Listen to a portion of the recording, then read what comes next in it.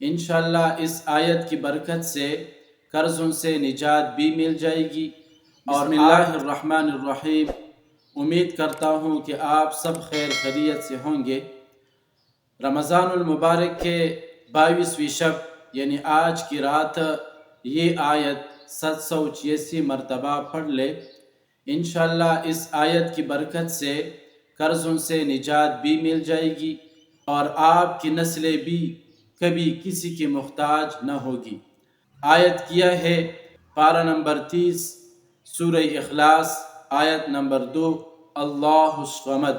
پارہ نمبر 30 سورہ اخلاص، آیت نمبر 2 اللہ الصمد۔